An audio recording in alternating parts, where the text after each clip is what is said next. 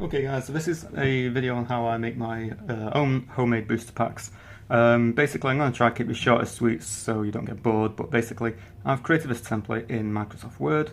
I will put this template up on the Game Crafter. It will be free to use. I just prefer you to download it so that I know how many people are actually using this.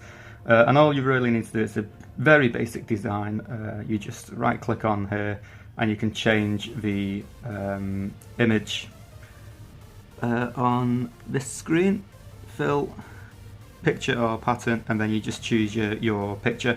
Obviously that is given that this design has already been pre-designed in your own image editor, so you're not actually creating all the text unless you really wanted to, but it can get a bit fiddly in Microsoft Word.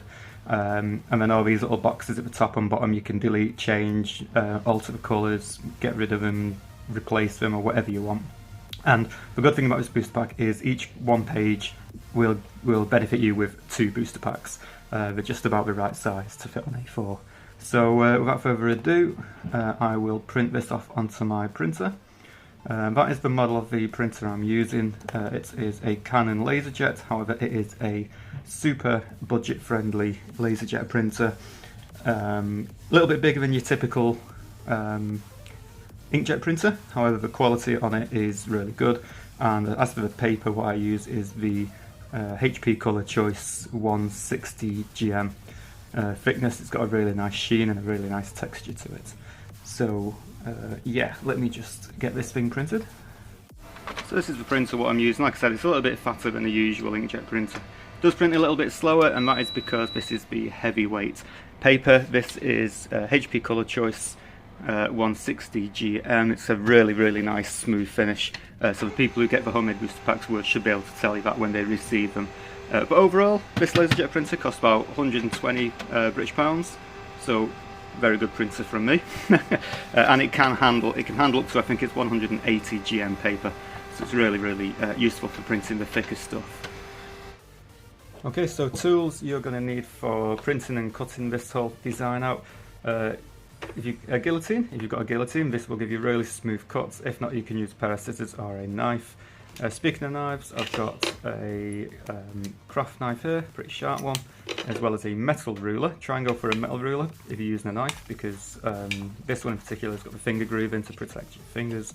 And then, obviously, a craft mat, and a bit of tape or a bit of glue to hold it all together. So first thing we're going to do, as you can see, you've got the 2 designs here. So the good thing is, for each page of paper you're printing off, you're getting 2 booster pack designs to save on paper. First thing we're going to do is cut off the excess paper, what we don't need. So I'm going to speed up the video now for the sake of this video.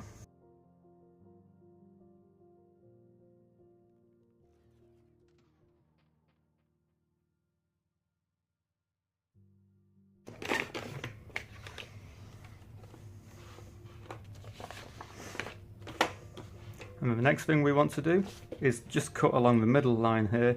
Don't do what I did once and cut across this line, because these are the flaps what will hold the cards in place. So you want to cut across this line here, which has got the tab on the left. Doesn't matter which way you do it, because you will always have that tab on the left.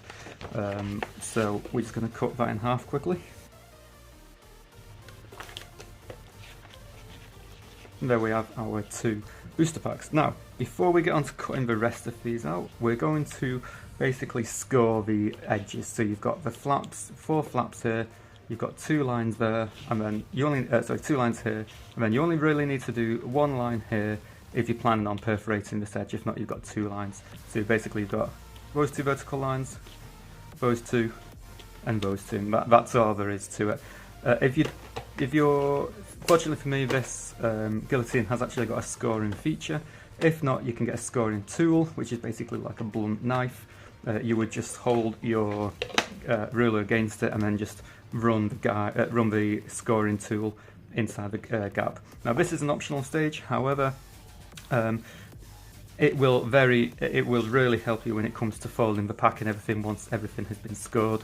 For obvious reasons, you will probably see momentarily once I've done this. So again, I'm going to speed up the video and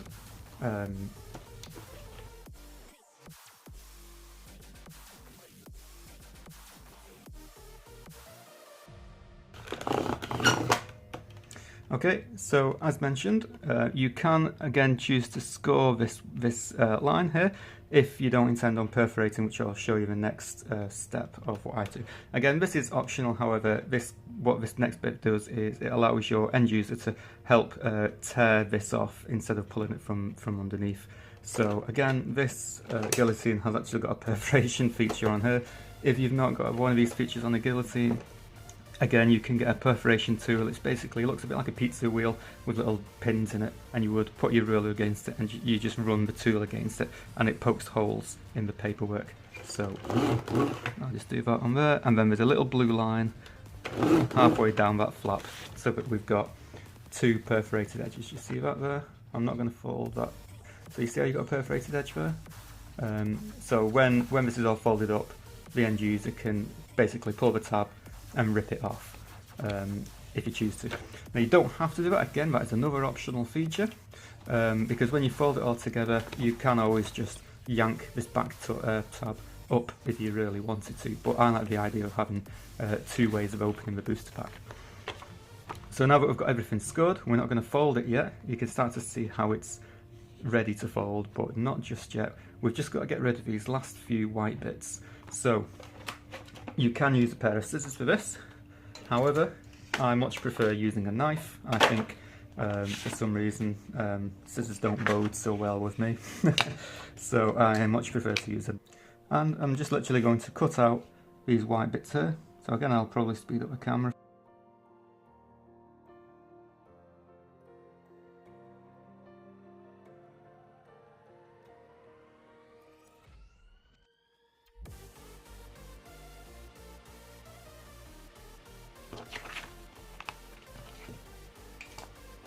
Okay, so we're nearly there. So yeah, you can use a knife, you can use a pair of scissors if you think it's quicker. I just prefer using a knife. Now it's time to do the fun bit. We can start folding it all over. So we've got the top there, we've got the bottom here. The good thing about scoring the whole pack earlier on was the fact that you can just fold these straight over now without ruining the crease, if you like. Or the true size of the pack. You can, like I said before, you can actually do this without using a scoring tool, but I would highly recommend you use a scoring tool, or even more so like a ruler. You could just put the ruler against it and fold it up against the ruler and give it a crease. That's all you need to do. It will just aid with folding everything over. Right, okay, on to putting the cards in. I'm just going to pick out 8 cards. Oh, now imagine that for a booster pack. That is literally a god tier pack. So we've got the cards. Now remember which way is up. So when you turn it over, this narrow bit is the bottom part of the pack, so you want to have it face down with the bottom of the cards against this narrow long length. You will also notice that this piece is slightly narrower than the top piece, only by a millimetre. You'll see why very soon. So now, this is the only tricky bit really to make in the pack. When you fold these sides over, just make sure that the creases have still stayed in line, because if you've got the cards shunted too far to one side, you will get a lot of this grey appear on the front. This is obviously, that's actually pretty much bang on that, so we can just push down on the flaps there. We can fold that up, you can start to see it coming together, and then here's the fun bit. We fold these flaps in on the top, fold it over the top of the card, the roof of the card, and then what we will do is, it's easy for me to show you before we stick it down, is this little flap here just fits inside this, inside these two flaps, like that. And then when we stick it down, don't just slam it down, you just want to make sure that this bottom flap is far into the top bit before you push the whole thing down, so it looks a bit like that. And that is basically the booster pack design. Okay, so the bit coming to stick it down, at least now you know how the pack goes together. So there's 3 bits we need to tape up. Now the first bit, it's not the obvious, it's this bit here. So in between the 2 bits where we perforated the edge, you only need to do this if you're planning on your end users doing the tear tab that way. because, like I said, there's two ways to open the pack. You can rip it across there, or if you just want something, there isn't space for your thumb, and you can just rip the whole thing off the top. So if you prefer to have this, this horizontal piece, you basically need to do this next step. If not, you can skip just a couple of minutes ahead, just while I put this bit of tape on. So we're going to get a bit of tape, get it about the same width as the booster pack, and you just want to cut basically a sliver, or maybe about 4mm width worth of tape, like that, and you want to put it, push them flaps down, just like that. Now, why, you ask? Well, sometimes when you do the pull tab, you may not get a clean cut. This piece of tape will act as a ribbon behind the behind this. But when you tear it, the whole thing should come off in one clean cut. So that is, again, only really optional if you want the horizontal tab, pull tab. As for the vertical, we're going to move on to the final stage of the booster pack. Like I said, it goes together like that, and I cannot stress enough, try and push this bottom tab into the female part, if you like, before you push it down and finalise the booster pack. So I use one of these.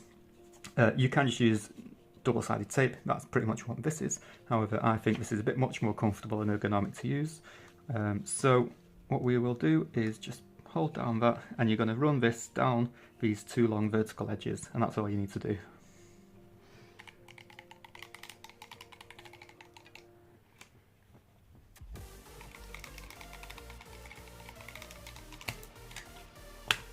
That's it. Try not to get this sellotape on the card for obvious reasons. You're going to stick the card to the tabs. And you may notice that I pushed the cards up a little bit just so I could hold this down with my finger. This will make sure that the flap stays in place when you are preparing to secure the sides down. So, a little bit of a knack to this, but you'll get used to it. Fold this bit over first, try not to get it stuck on the sellotape, and as I've mentioned 3 times already in the past, get that male piece into the female piece as far as it can go before you push it down. Push back down, put some weight on it for a couple of minutes, and there you have it. Probably the most premium homemade booster pack design ever to come across the HTCG community on YouTube. And I think this booster pack design looks really well thought out. For instead of just being like, you know, a lot of the booster pack design just sees where people just fold the cards over and then they pinch the backs up so that you've kind of got that vertical seam going down. You know, on this one we don't have the ripple across the top or the bottom, and I think it looks really clean. Obviously it's come out on a laserjet printer and it's been printed on some really good quality paper, thick paper, cardstock, and yeah, I think it looks really good, especially for something that you can just do at home. So then in terms of opening the booster pack, there's 2 ways you can open it. You can put your thumb under here and just yank the whole thing off, or we can use the pull tab and pull the tab across, just like that. Alternatively, like I said, you can just rip that up like that, and then you would get your cards out and go, ooh, look at all these good cards. Yeah, imagine you pull the booster pack with all this. These are all my spare cards anyway, by the way, so if anybody wants to trade for some blood trees, be sure to post a comment. Anyway guys, thank you very much for watching. I hope this was a good idea for you guys to use. Like I said, if you want this template on Microsoft Word, I will put it on my GameCrafter account soon.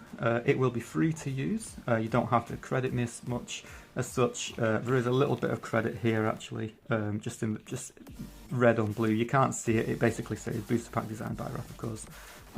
If you could leave it on, that would be ideal. But you know, it's free to download, free to use. You just change what you want on the Word document and then print it off. Anyway guys, once again, thank you very much for watching, and I'll see you next time.